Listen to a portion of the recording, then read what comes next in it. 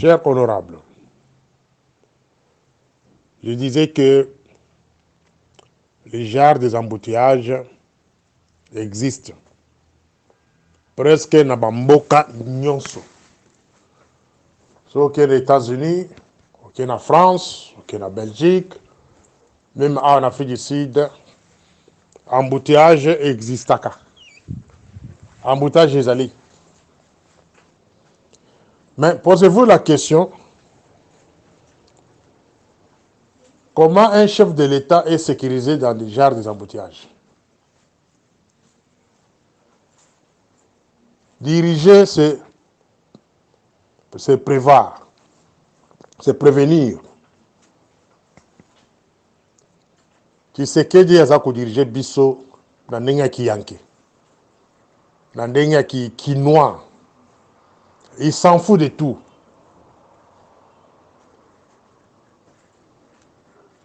Azali kocha vie na ye en danger. Ceux qui ont landeli wana commandant, il y a baroulage bien routière, bon, ah, et pas trafic. Ceux qui ont landeli bien, Azali mutu oh ya yebani na famille na proche, camarade soit ya leki na ye, soit yebani na maman, biloko wa ndenge wana. Kochaka bato na ba poste selon koyebana, ça donne ça. Kochaka ba cousin na ba poste clé, ça donne ça. Kochaka bato parce que ba recommander bango et pas président X ya pays Y, ça donne ça. Kozanga ko contrôler service de sécurité. Voilà les résultats.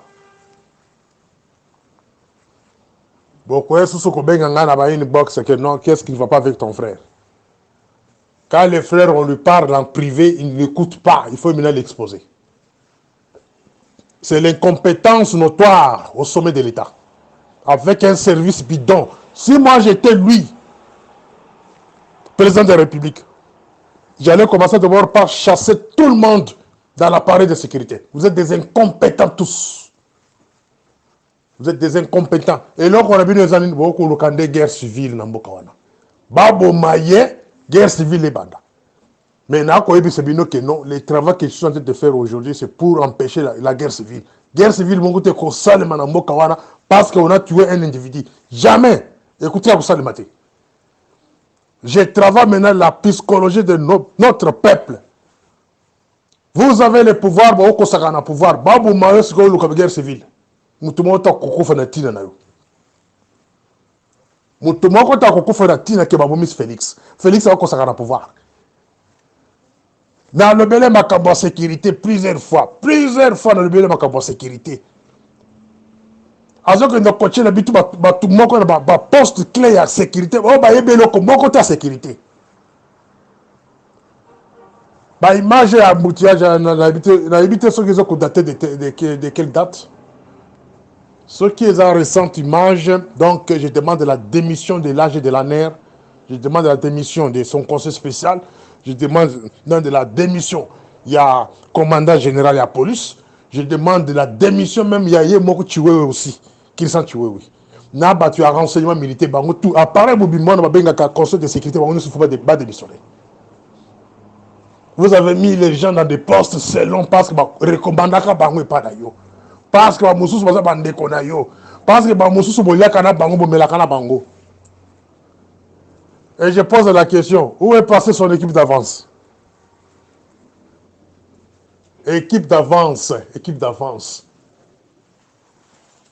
Là, on a Kabi. Kabi, il y a sécurité présidentielle. Garde républicain. Ephraim Kabi. Là, on a Jacques Chibanda, coordonnateur. Tu as un poste, appellation mineine. Cordon. Dès que vous avez un titre, qui coordonne dans les avantages. Tu coordonnes quoi? Et poser la question de savoir, dans le moment où il y a un embouteillage, présence, il y a garde républicain Bazawapi. au babega kabana ba équipe d'avance. Par chaque sortie d'un chef de l'État, Nanzela Koleka, itinéraire la Koleka. Équipe d'avance, les Kaka Nanzela wana. Et Zara Nanzela wana pour empêcher même l'embouteillage wana. Et posez-vous la question, équipe en Ezawapi. La bande a connu que camarade de Félix a se déplacé à sans même l'équipe d'avance. Même na pota Zokina. A Kena sou. Bambon les bimaka, l'équipe d'avance, banini, bamoni soit pesaka pour la sécurité na libanda. Et qui n'a la poche na imoko. Il n'y a plus l'équipe d'avance. Parce que mon modèle wana, azali ko voyager. Sans l'équipe d'avance, ils ont nettoyé balabala. Moutoné wana zoko voyager, qui poto, qui ce qui va. Sans l'équipe d'avance, il y a pays où on n'a pas s'accueillir. Bakoko bomber en attendant hôtel. Et chaque fois, il aime rassembler les Congolais dans une salle pour raconter des masolo.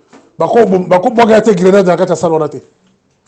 Posez-vous la question, madame, la sécurité dans la salle.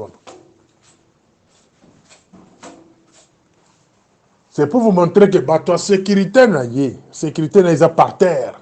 Il n'a pas la sécurité. Bon, voilà dans la bino. Tous ces gens-là qu'on rentre aujourd'hui, que tel a regardé les coups d'État, tel a regardé la bobo, tel a mis le bureau. Les Congolais n'ont pas besoin de faire un coup d'État chez Félix.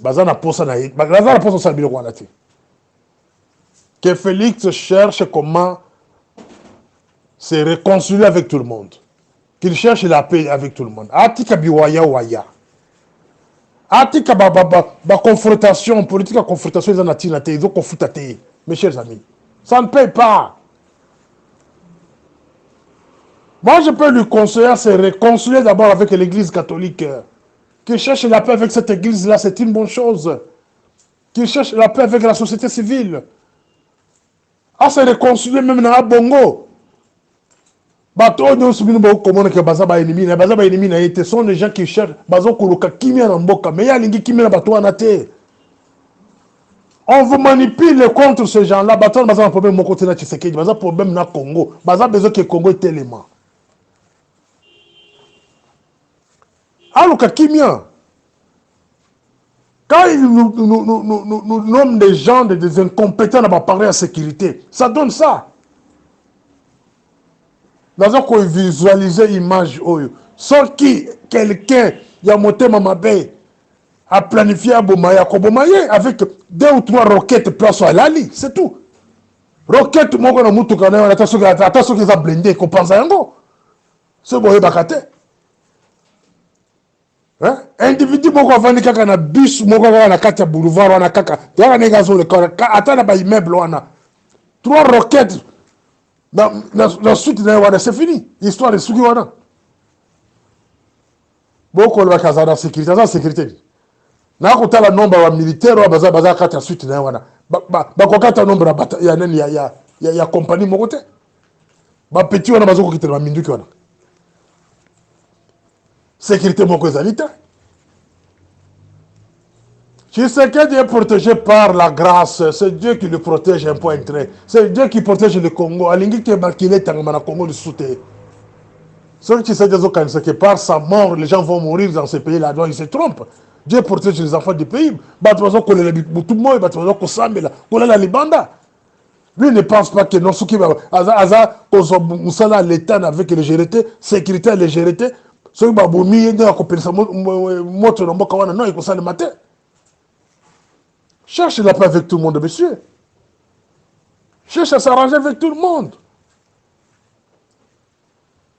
Bilope rebelle, Nanga et consorts. Cherchez la paix avec tout le monde. Demandez vos sponsors, les Américains, les Français, consorts. Bachabino ensemble, net que dans la City, Toyokana. Tu sais que mets tout le monde autour de la table, Toyokana. Confrontation et foutakate. Les rebelles, les consorts, beaucoup comme on a vu de Kinshasa, bien sûr. Mais bon, bateau baza na pouvoir de l'eau. On peut pas que n'angambo mususu. Bako bande faire rébellion mususu. Oui, je disais au premier audio que non, c'est les mêmes audios qui continuent parce que Nazwa qui moi interruption moko appelle mon Kotaki et quand il mais raisonnement on a au premier audio. Je disais au premier audio que le système d'embouteillage, ça existe dans les pays nyonso. Dans les pays nyonso, il y a monde, surtout les pays développés, le système n'a pas existé. Au côté d'embouteillage partout. Mais comment un président ou bien un officiel la Kokozala épargner la Makambouana? Dans un exemple d'Afrique du Sud. Quand un constructeur y a Nzela, bato batongaka banzela, ba marché boko pesa ba chinois, boko pesa ba ndeko na bino, ba cousin pour les intérêts personnels. Pour bozwa kambongo à l'état, ba commission boko pesa bino, bokie kosuma banda kulibana pays. Et là quoi on a terminé en makasi. Bazalo toujours ko prévoir une route spéciale. Ceux qui ont 4 bandes, bande moko et zali, réservé naba officiel, s'il vous plaît. Bande moko est réservé naba officiel, ambassadeur, police, les urgences comme les ambulances, et c'est là aussi le chef de l'État passe en cas des embouteillages. Mais ça, dans ces pays-là, vous trouverez que des malades, des fous qui nous dirigent. Nzela, ils ont fait rougeté. Nzela, ils ont une bande spécialité. Ils ont été, et puis ils ont pété. Pourquoi les gens qui sont là, vous nommez quelqu'un, un commandant de la ville, un fou, qui ne raisonne pas, hein, commandant de la police, un fou, soit il fut un rebelle par le passé, quelqu'un dépassé, hein, avant d'attaquer au raisonnement comme l'État, le bon c'est vimba dans masanga, qu'on a mis chopo et en bois chaque fois, de battre une boîte dans la tête, il y a gestion pays. Basali Banzela, donc tout le monde peut passer de Moutoko qui n'est allé comme retour, Zela, Kakazela Mokwana. Donc, réglementation, il y a Banzela égalité. Manque, il y a Kozalana route réservée aux officiels, les alliés, et ça prévu dans le Congo. Supposez que le président de la République a besoin de l'ambassadeur américain. À 7h30, il y a une sorte d'urgence. Il doit recevoir l'ambassadeur américain, ambassadeur russe, de la Russie, Grande-Bretagne. Donc, Bato Nicolo, rendez-vous est prévu à 7h30. Bakoko na bureau Erni. Bakoko na bureau président à Erni. Et tout ça centre dans la ligne. Bazali Kota là. Gestion de Mboka. Comment ça Mboka, il faut que d'abord Banzela. Qu'on réglemente d'abord Nzela. Ce sont des petites histoires. Beaucoup ça est langote. Il y a un le baranabile Micolonion soke. Soki balingi babomba Félix. Botika babilo kwa na coup d'état muntu tel que collabo. Bobenga na muntu tel na biro na non. Félix va kolotenga na balabala. Au moins dengue moko azoko prévoir sécurité na routière té. Dès que je côté Angwana. La gestion, la vie de la fois passée, il y a des notions dans la carte de sécurité. Nous avons un gestionnaire de sécurité, un gestionnaire de renseignement. Ils ont 2 métiers différents. Il y a comme aux agents de renseignement, ceux qui sont aux spécialistes en sécurité. Comme un spécialiste en sécurité aussi longtemps que ça le renseignement. Il faut que l'académie ait les 2 notions à la fois. Et puis autour des chefs de l'État, il faut avoir la qualité à Batouana.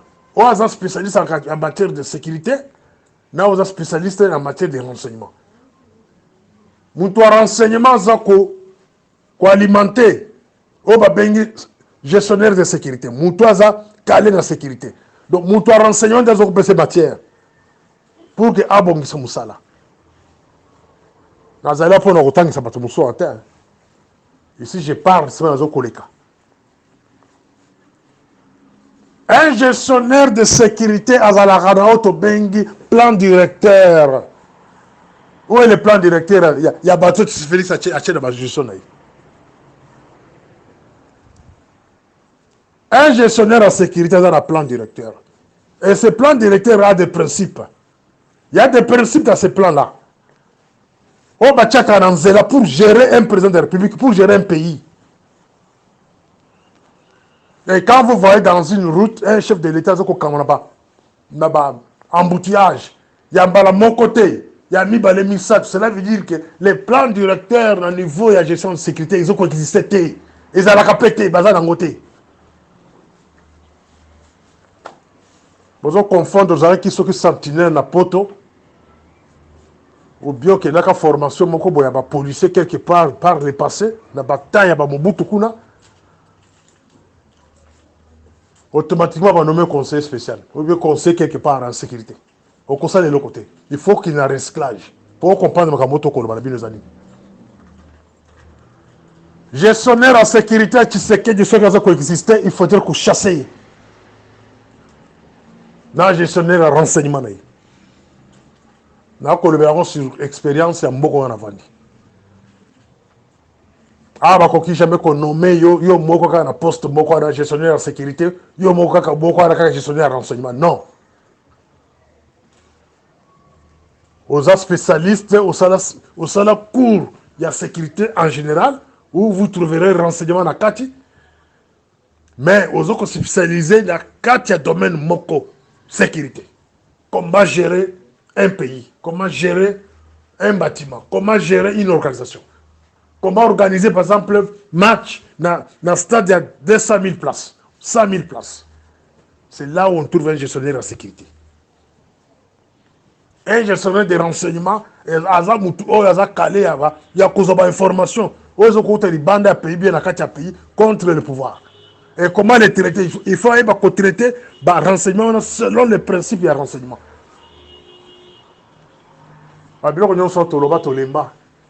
Bah, on village, on bombarder poste. Aïe, on mon côté. Ni unité. T'as chef le mena quand même la carte embouteillage. Bon, on a quand même la carte embouteillage. Dans le pays, on va payer d'arabe. Bon, qui s'est présent, et puis nous bien besoin d'un problème. À cause de l'embouteillage, il y a un bazouet. Vous avez quand montre, on a la montre. Combien de minutes à salir la personne? Par un coup de TPS, et qu'on salema dans moins de 2 minutes ou 3 minutes. C'est la preuve qui montre que Kamada Félix Moutoumou est le pas Bomayo.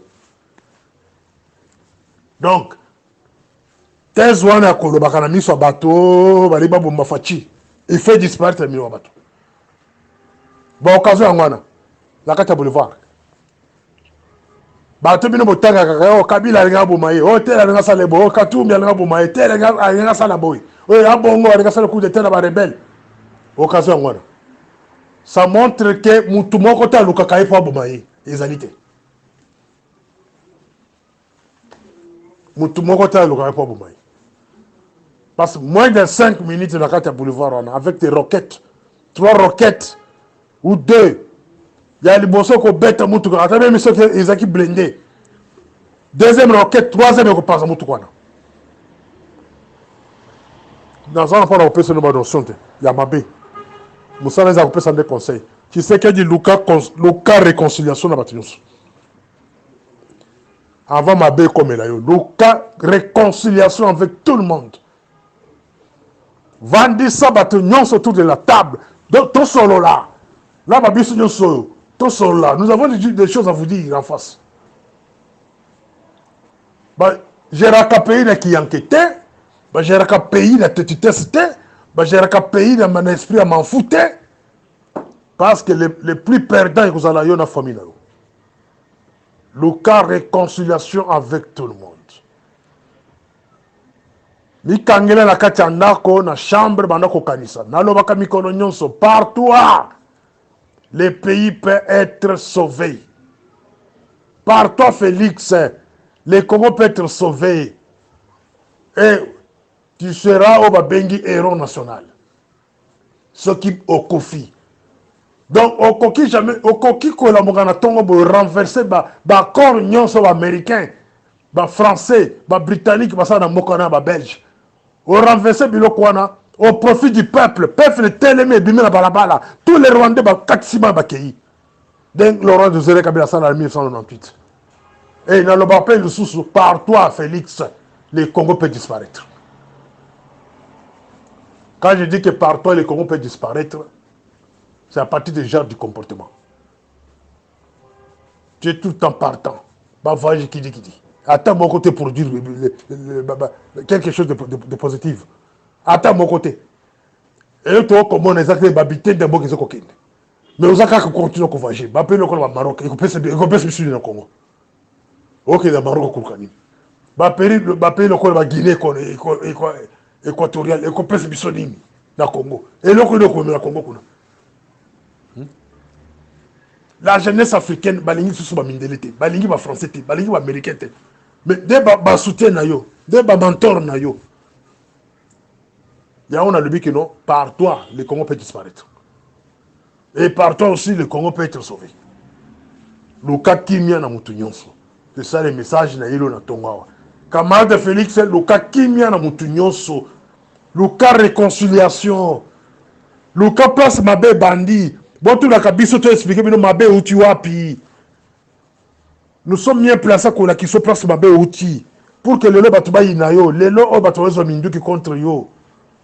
Mabe outi wapi. Et comment résoudre ça? Il faut toujours nous poser des questions. Même en privé, on va vous le dire. Le cas qui mène à Moutounions, au cas contraire, tâtonnement comme on a boulevard, boye. Aux autres, quand on a un embouteillage pendant 30 à 40 minutes, aux autres, tu en danger. Kobomayo, la guerre civile que les gens entendent, écoutez la console de la parce que nous, on est là pour travailler sur ça. Que les Congolais beaucoup fouettés sur Baboumi Moutou. Attention, il y a Togo, Baboumi Kabila. Bon, ça, est l'autre côté. Bon, il y a Togo, Katumbi assassiné dans sa maison, bon, ça, est l'autre côté. Oh, Foyou assassiné, bon, ça, est l'autre côté. Bon, il y a Togo, Félix assassiné, bon, ça, est l'autre côté. Bakoufi. Ils étaient là pour leur propre famille et pour les Babaninga. Et vous, les Congolais, vous avez votre souffrance. Je pense que na kosuka wana, na linga qui na loba paye journal le lote, c'était prévu que na sala audio kaka samedi ou ezakoya ou dimanche. Mais o ezaki masolo na ngai na ba parlementaire debout, ba honorable ya groupe autobeni parlement debout.